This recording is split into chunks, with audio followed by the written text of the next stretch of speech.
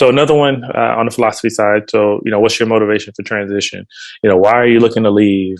Things like that. That's a very common question that we get out there. Or, why are you looking for work? And one of the things that really kind of came up here at my time at IK, going into everything with the pandemic, a lot of companies kind of had to downsize. People were terminated. There's no shame in that, in terms of like being let go and things like that. Like that's just kind of part of the world. Like I've been in those situations myself. I was actually impacted by COVID right before I joined IK and the company that I'm currently in, and it was like it felt weird kind of talking about it, but it's life and it happens. So if you're in those situations, like it's okay to say like, hey, unfortunately my company had to downsize, and this is why I'm looking, but just kind of putting more insight and input into what you're looking for. Like now that you have this opportunity to go into the market, just being more mindful of what it is you're looking for. So that's kind of what we're going to talk about in this one. But things that they're looking for in this one, again, are you introspective? And what they mean by that is like, are you really seeing this as an opportunity to really grow, or are you just really seeing this like as a job? But really kind of looking at the opportunity as a whole, not just kind of looking at it as a stepping stone. And I've seen people even say that before in an interview, like, even if that is what you're doing, like don't say that to the interviewer. Like, hey, I'm joining this startup because I want to use this as a stepping stone in my career. Like that's not good to say, because that means okay, you're just gonna learn what you can and then go somewhere else. Like in their mind, they want you to stay committed. It's kind of like the equivalent of like trying to like propose, to someone and saying like, hey, like I want to do this, for a couple of years and see what happens. 9 times out of 10, the person is going to say no to your marriage proposal. So just kind of keeping it in that perspective really helps out a lot. So one thing you want to avoid is like you never want to say anything negative about your current or past employer, manager, or team, even if it's true. And the main reason, as I mentioned earlier, they're going to take it as like, okay, if things don't go well here at this company, are you going to badmouth us in other interviews? And now you're going to hurt our reputation. You're going to hurt our brand. So you really want to make sure that you're avoiding that.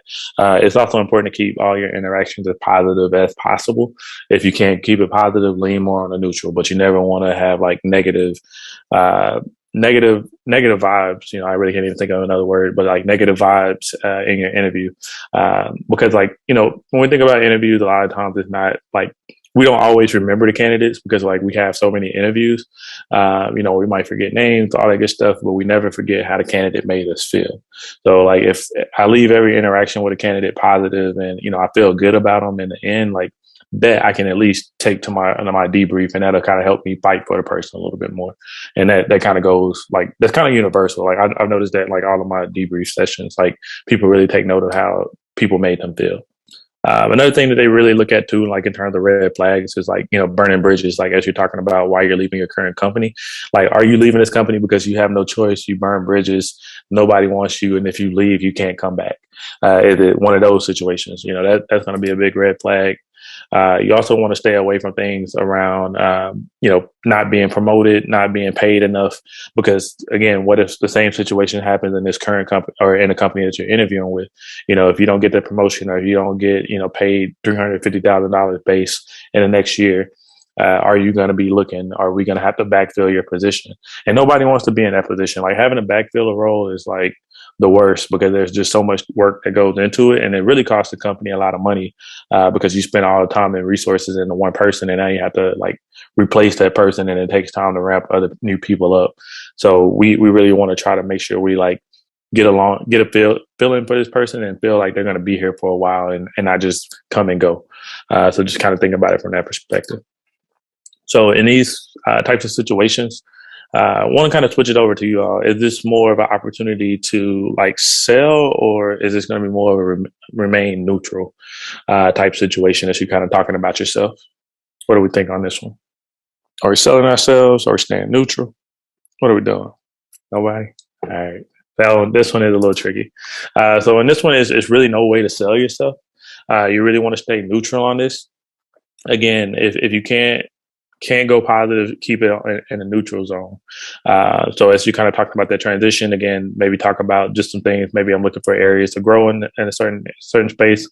Really want to be more hands-on in machine learning. I want to be more hands-on in terms of like large-scale product launches or on products that have a larger impact on people's lives, things of that nature. That really goes a long way, which kind of goes into our next one, why us?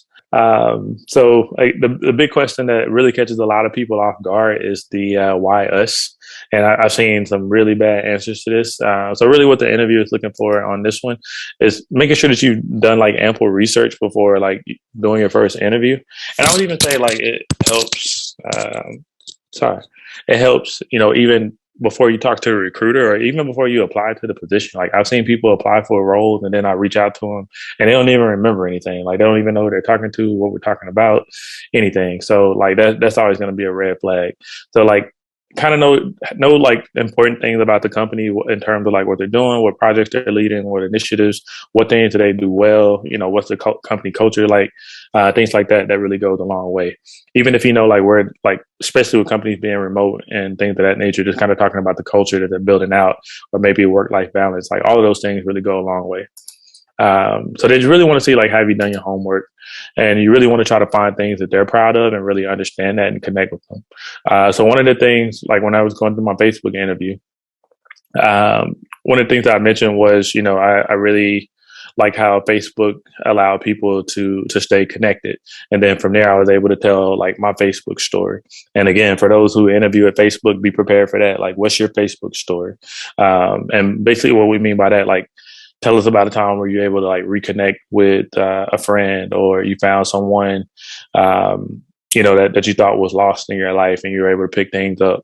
Like they really want to get emotional with you. Like that's just Facebook's culture, but they say that because they're really proud of the impact that they have. But just doing your research and tying things back to people. And especially now with COVID going on, like the Faang companies are really like the lifeline for a lot of folks. So you can kind of use that as like talking about your COVID story or your quarantine story of how Netflix kept you entertained and, kept you from, running into traffic because you were losing your mind from sitting on the couch. So just all of those things really tie in, and it kind of connects the dots and gives you both something to talk about. It shows that you've done interest. Another thing, you can take it a step further. You can talk about maybe the strides that a company has made, like in terms of diversity. You like some of the work that they're doing in terms of, machine learning. You like what they're doing in terms of, really pushing innovation to the next level and bringing us into the future. Like those are all things that they really want to be sold on. And this is another example too, like thinking about it from a dating perspective. As you go up to a person at the bar and, they ask you, why are you interested in me? Well, hey, I saw you in here, you seem really nice. You're well dressed, just want to know a little bit more about you, things of that nature. Like kind of thinking about it from that approach and just kind of telling them like, oh, you're so pretty, you smell so nice, like all these things. That's kind of what they're looking for. That's kind of really what the companies are looking for. They kind of want you to butter them up, show that you've done your research, done your homework, and you're looking at it more than just a job. You're looking at it more than just the recognition, because a lot of folks just want to work at a Faang company just to say that they have that on their resume and they can take it anywhere else and get whatever they want in terms of compensation. So they just want to make sure they're setting themselves up for success. And again, taking it back to the dating, you don't want to go up to a person and say like, hey, I saw you're rich, I want your money. Let's date. Let's see what's going on. That's not what they want. So just kind of keep that in mind as you're talking about why us. So again, some of the red flags, again, not thinking it through and just seeing it as a job. And it's the opportunity as whether it's selling neutral. This is going to be more so selling them on themselves. So again, think about the things that they're proud of, how they relate to you, how you can make that all work, and just kind of sell that back to them and talk to them about how great they are in this space.